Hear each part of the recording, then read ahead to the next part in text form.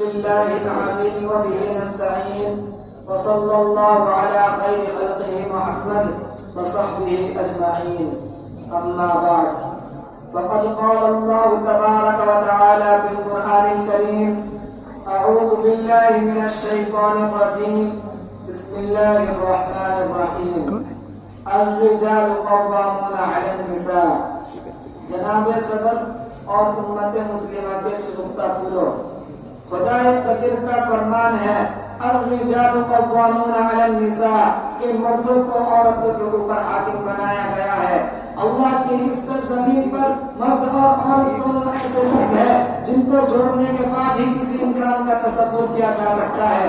ہر آدم کے لیے ایک حوا کا وجود ضروری ہے اور ہر ایک حوا کے لیے آدم کا وجود لازمی ہے۔ جب جنستان الہی کا چمکتا ہوا گلاب ہے تو عورت اس کی سر انگیز خوشبو ہے۔ مرد کا رکھانا ایک قدرت کا دھلا ہوا شاہکار نگینہ ہے تو عورت اس کی چاندی ہے۔ مرد قندیل حیات ہے تو عورت اس کی روشنی ہے۔ مرد بہتا ہوا دریا ہے تو عورت اس کی روانی ہے۔ مرد شامیانہ رحمت ہے تو عورت اس کی ستون ہے۔ مرد میں اگر خدا نے رسول بھیجا ہے تو عورتوں میں مریم البتول بھیجا ہے۔ میرے دوستوں اور امت محمدیہ کے دھڑکتے دلوں، لیکن اتنی عظمتوں کے باوجود دنیا نے عورتوں کو رسوائی کے سوا کیا دیا؟ تہذیب و تمدن کے دعویٰ کرنے والوں نے وہی بہیمانہ سلوک کیا جو ایک بھیڑیا بے زبان کتوں کے ساتھ کرتا ہے۔ اس لیے کسی نے کہا عورت زہر کی گڑیا ہے، کسی نے کہا عورت ایک رات کی خوشبو ہے، کسی نے کہا عورت خواہشات نفسانی مٹانے کا ذریعہ ہے، کسی نے کہا عورت کانٹوں کا بستر ہے،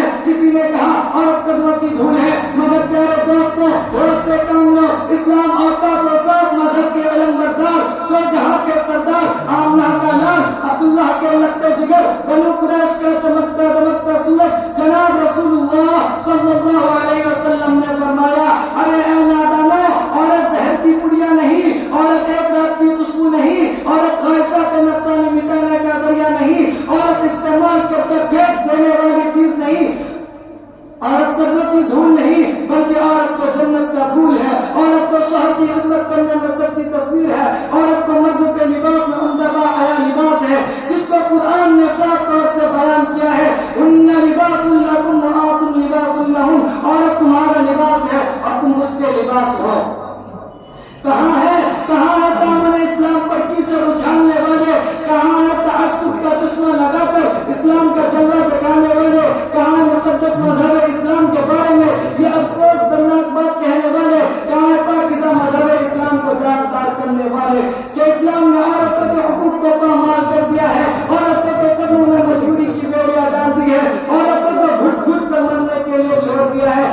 ارے اے آواز اٹھانے والوں، تم یہ بتاؤ کہ وہ کون ہے جس نے عورتوں کے حقوق کی رعایت کی؟ وہ کون ہے جس نے اپنے دامن رحمت میں زندہ دفن ہونے والی بے زبان عورتوں کو پناہ دی؟ وہ کون ہے جس نے عورتوں کو عزت کا مقام دلوایا؟ وہ کون ہے جس نے عورتوں کو جنت کا پھول قرار دیا؟ وہ کون ہے جس نے عورتوں کو پردہ میں رہنے کی پوری توجہ دی؟ وہ کون ہے جس نے عورتوں کو عزت کی نگاہ سے دیکھا؟ خدا کی قسم وہ اسلام ہے، اسلام ہے، اسلام ہے۔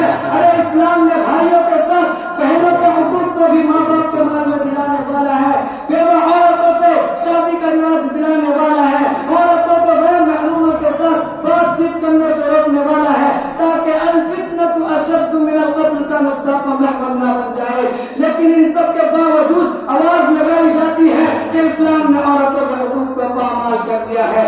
ارے اے آواز لگانے والوں، ذرا اپنے آواز کو موقوف کرو اور کان کھول کر سن لو کہ اسلام نے عورتوں کے حقوق کو تو ہرگز پامال نہیں کیا، بلکہ اسلام نے بے آبرو کو آبرو عطا کی ہے۔ اسلام نے اجڑے ہوئے گھروں کو نہایت ہی شان و شوکت سے بسایا ہے۔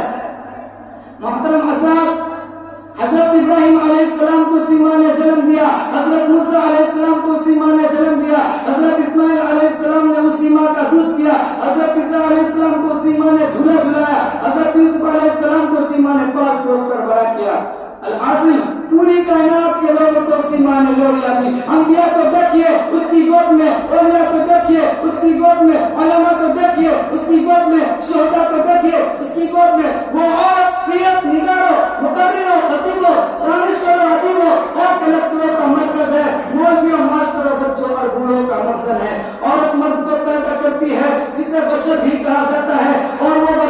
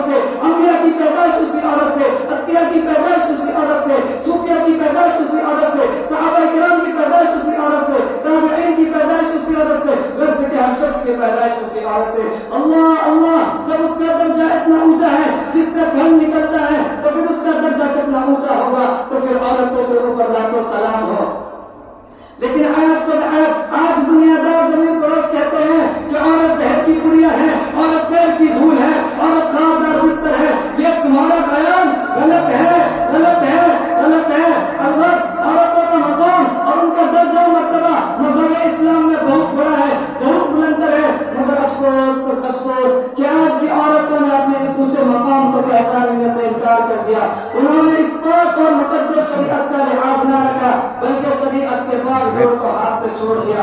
انہوں نے شریعت کے خلاف اپنے عادات کردار کیے. آج عورتیں اپنے شوہر کی خدمت نہ کر کے اس اونچے مقام سے ہٹ گئی ہے. اللہ تعالی ہم سب کو صحیح سمجھ عطا فرمائے اور اس پر عمل کرنے کی توفیق عطا فرمائے. وآخر دعوانا الحمد للہ رب العالمین. السلام علیکم ورحمۃ اللہ وبرکاتہ. وعلیکم السلام.